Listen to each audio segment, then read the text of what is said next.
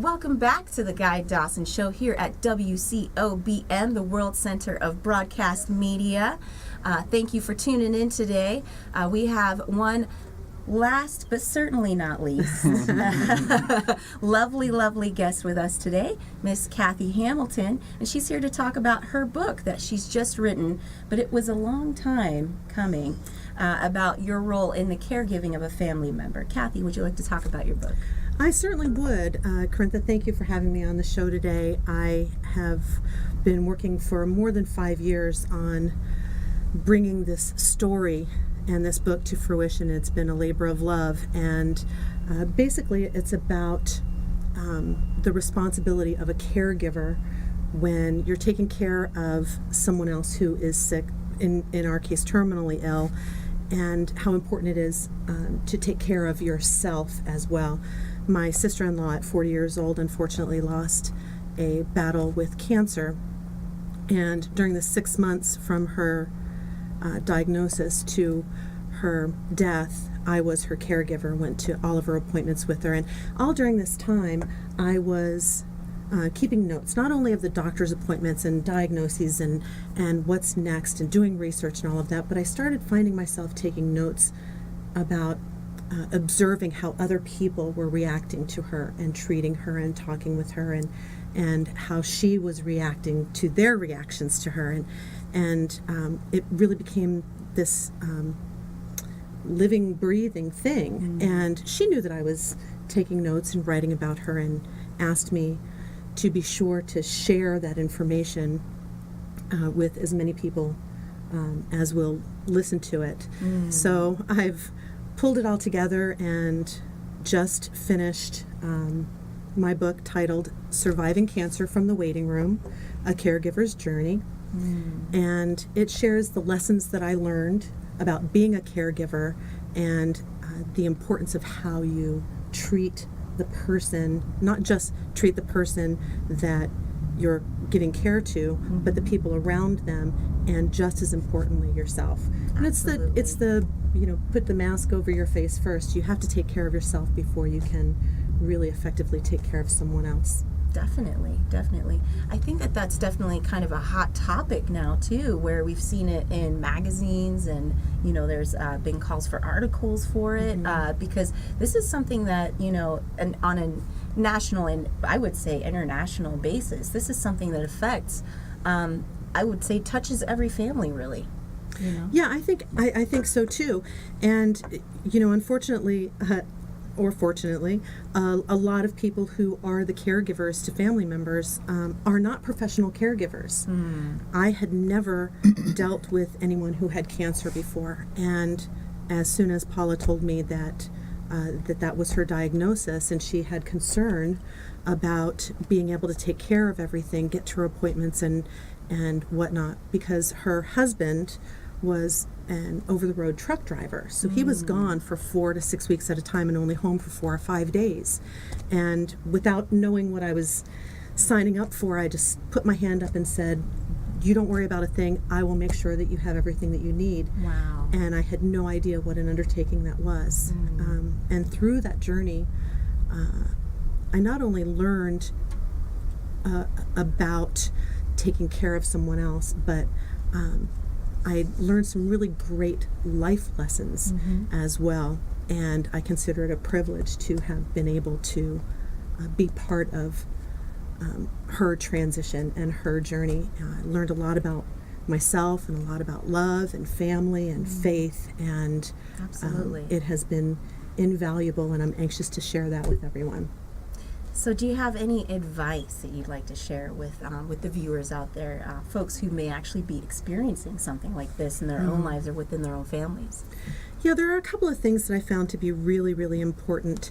I think as a caregiver, sometimes we tend to own the disease of the other person or the affliction of the other person. Your positive attitude is not going to cure them. Your negative attitude is not going to make them any sicker. It's not your fault if they don't win, and it's not your win if they lose, if they win. So you can't own it. You have to know your role. Another important thing is to let the other person, the person that you're caring for, lead the way. Let them make the decisions about how they want to be treated. Paula, for instance, was very hesitant to be completely forthcoming with the rest of her family about exactly how serious her illness was. So I got to be her personal confidant, and she asked me to not tell the members of our family what was really going on. So I carried that with me, but I figured she's driving the bus. It's not up to me to decide what she wants to share. And so I did that up until the very end, and everybody but me was surprised. Everybody but me and her. Yeah. And another important thing, I think, is to the first thing really is to know your limits, and then throw them out the window, because you never know what you're able to carry, what you're able to do, the strength that you have, the determination and the will that you have, the things that you can do, until you're actually faced with doing them in an important life-altering situation like this. Absolutely. I confronted things with circumstances with Paula that I never imagined I'd be able to do. Not sure I'd ever be able to do again, but certainly was able to do when called to with her. Definitely. I do have, I just kind of want to throw this question at Anthony, because you were there for Kathy's process and watching her kind of finish, coming up with the finishing touches and going through the whole process, or most of the process of writing this book. Do you have any advice for folks out there who want to get their story out there? I know you're a passionate storyteller yourself. Yeah, I think sometimes, you live the story, you're passionate about it, and I think sometimes we don't want to be vulnerable to the world. So I think there's a certain amount of just having, sometimes you have to let it bake, right? You have to let the story bake within yourself first. The guy's nodding yes, because we were there to watch some of that baking. Because now it's like, okay, I've been around this event, this life-altering event. How do I put that out there into the world? So I think that's where you have to kind of blend in, what's the creative process, putting the words on paper, and how do I tell this story? Because it becomes something where you're delivering the story, but it's about someone else. So you're the caretaker of that story. Yeah. So it's really, how do you do that in a way that serves everyone? Absolutely. So I think it's certainly a process. It's really a process. is. Yeah, I agree completely. And it's something that I know it took me 5 years. I mean, all of the content was there, but really it was the stewing and the deciding that that I was giving it the proper attention. Yes, that I was treating it the right way, because the proper reverence, because it really is an important thing. It was life altering for me. Absolutely. And I won't be the same person because of that circumstance. Fortunately, I'm able to share the story now. It's time, thanks to my mastermind friends building me up along the way. Yes. But how would you like, and can you tell the viewers how they can tap into this story? How can they get this story? Sure, absolutely. You can go to my website at kathamilton.com, K-A-T Hamilton.com, and it will be available to purchase in ebook format on February 1st. If you go to my website and shoot me your contact information, I'll make sure that you get the very first shot at it, and there will be paperback hard copies available. Sometime later in the month, we still have some tweaking to do on that. Awesome. That sounds amazing, Kathy. And I really want to thank you for coming to the show today and sharing such a personal story.